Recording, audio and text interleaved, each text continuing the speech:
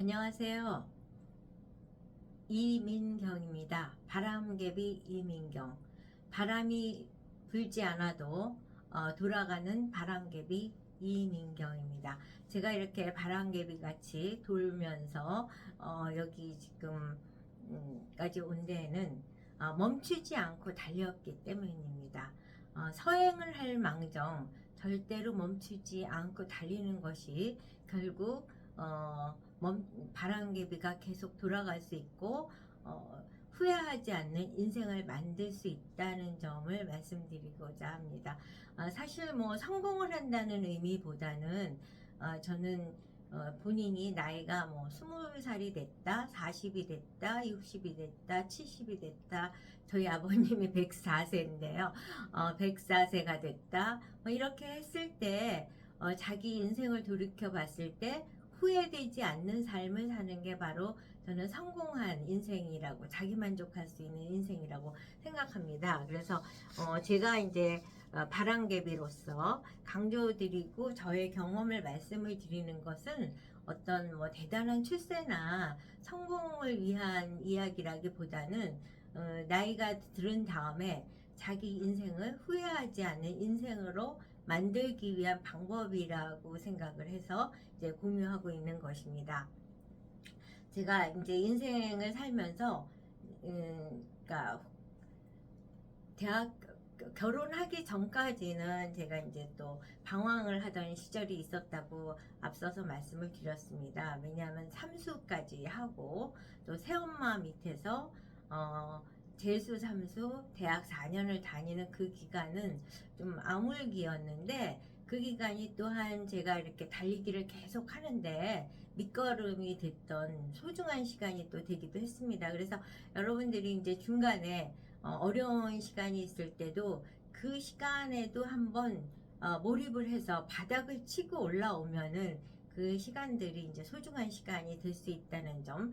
그 이후에는 제가 멈춘 시간은 결혼을 해서 한 달 동안 집들이 한 시간밖에 없었던 것 같습니다. 그래서 이제 집들이가 끝난 다음에 이제 취업을 위해서 열심히 이력서를 쓰고, 그래서 겨우 이제 비정규직으로 모니터로 취직을 했죠. 그래서 한 20여 군데 모니터로 취직을 하다 보니까 KBS 모니터도 하게 됐고, KBS 모니터를 하다 보니까 또 리포터를 하게 됐고, 리포터를 하다 보니까 또 취재했던 분이 국회의원이 돼서 또 국회 비서관으로 가게 됐고, 중간에 국회의원이신 이제 국회의원이 떨어졌을 때는 또 제가 여성인력개발센터 관장이 돼서 가기도 했고, 또 여성인력개발센터 관장이 됐다가 국회 다른 의원님이 또 오라고 해서 가서 거기서 근무를 했고, 근무를 한 다음에 또 의원님 이제 제가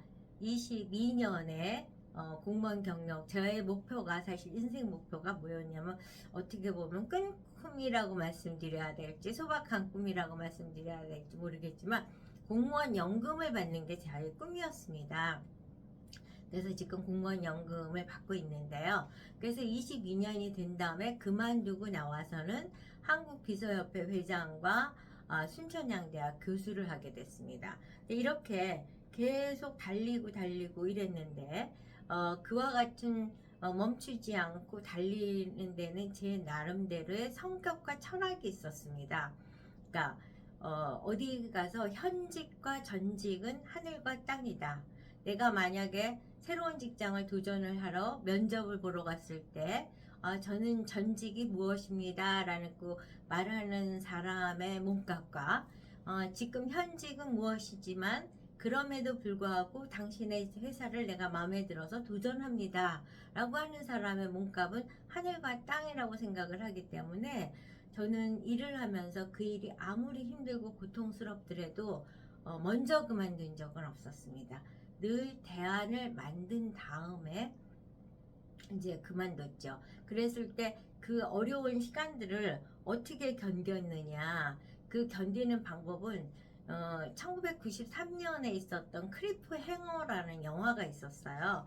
실베스터 스텔론이 주인공으로 나오는 영화인데, 이제 그 빙벽 위에 매달리는 그게 있었는데, 그 이제 끈 하나, 밧줄 하나를 손에 잡고 빙벽에 매달려 있는 그 순간에 그 오랫동안 지치다 보면은 그 밧줄에서 손을 놓게 될 수 있는 지쳐서 놓고 싶은 욕망을 갖게 되는 거죠.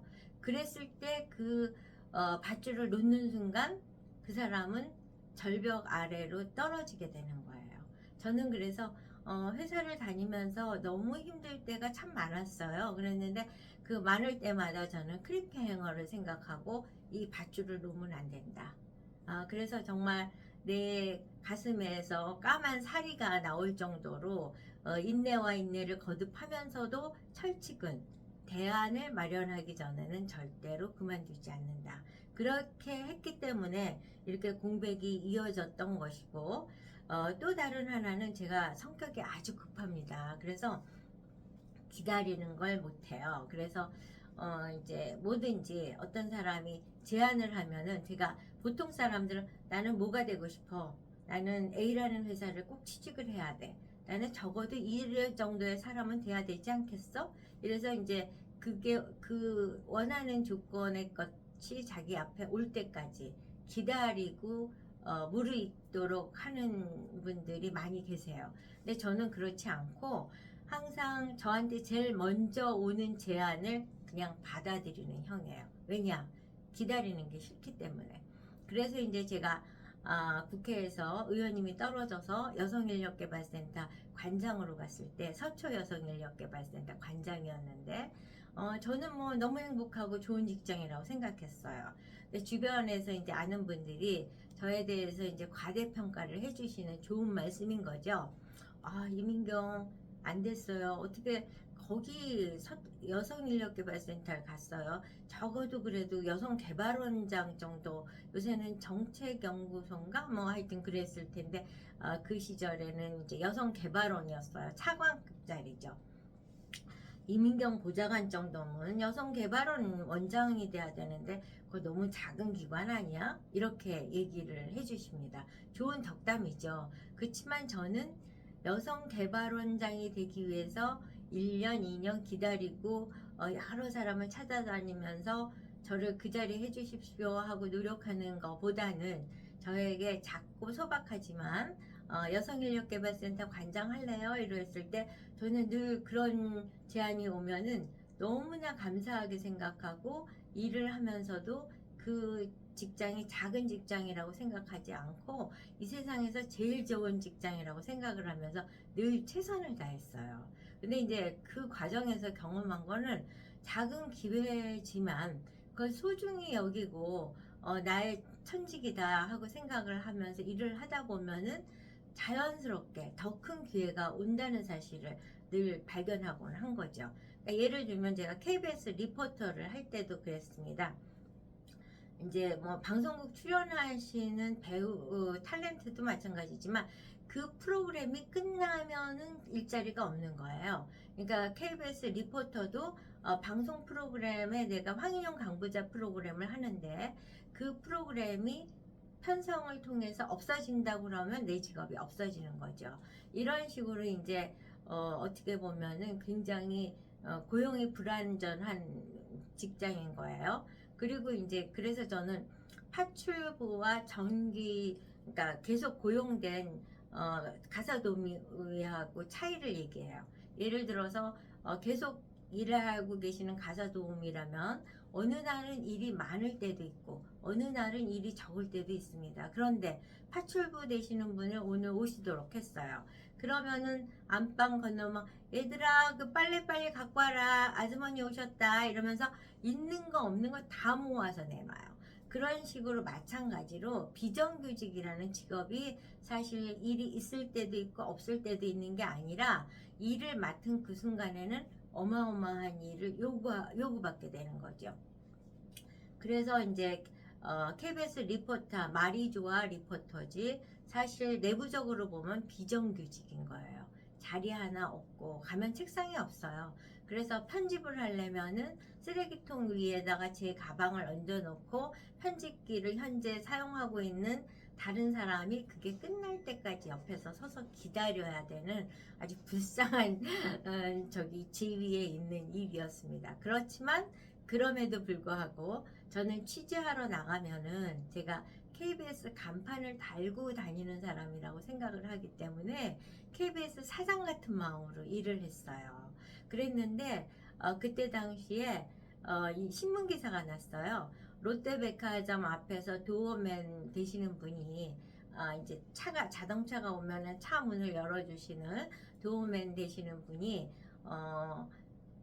롯데백화점 사장 같은 마음으로 일을 하다가 임원까지 승진을 했다라는 기사가 났는데, 저는 그 기사를 보아서가 아니라 그 이전부터 KBS 리포터로서 비정규직이고 거의 일용 근로자에 해당되지만 KBS 사장 같은 마음으로 일을 했거든요. 그래서 사실은 KBS 다닐 때 엘리베이터가 사장 엘리베이터 따로 있고 일반인 엘리베이터가 따로 있기 때문에 저는 KBS 사장님 얼굴도 못 뵀어요. 근데 제 마인드는 KBS 사장으로 일을 한 거죠. 그러다 보니까 제가 국회 보좌관도 되고, 국회 보좌관을 하다가 미 국무성 초청으로 아이브 프로그램에 참여해서 미국 전역의 정책을 학습할 수 있는 기회도 없고, 이런 식으로 계속 좋은 한국기사협회 회장도 하고 교수도 하고, 저는 학사에 불과하는데 교수를 이제 원래는 석사 이상의 학위가 있어야 되는데 전문성이 있고 학교에 기여하는 바가 크다 해서 제가 이제 순천향대학의 초빙 교수까지 했습니다. 그래서 이런 과정들을 제가 경험하면서 큰 기회를 기다리기보다는 쉬지 않고 달리면서 작은 기회도 놓치지 않고 그 작은 기회를 주신 분에게 감사하게 생각하면서 최선을 다하면 그 작은 기회가 어느 결에 큰 자리를 만들어줬다는 것을 저는 경험을 했고, 그와 같은 기적이 앞으로도 계속 이어질 거라는 믿음을 갖고 오늘도 열심히 살고 있고, 이와 같은 경험을 여러분과 공유하기 위해서 오늘도 영상을 찍었습니다. 여러분 조금이라도 도움이 됐으면 좋겠습니다. 도움이 되셨다면 좋아요, 구독 잊지 말아주세요. 여러분 감사합니다. 열심히 들어주셔서. 다음에 뵙겠습니다.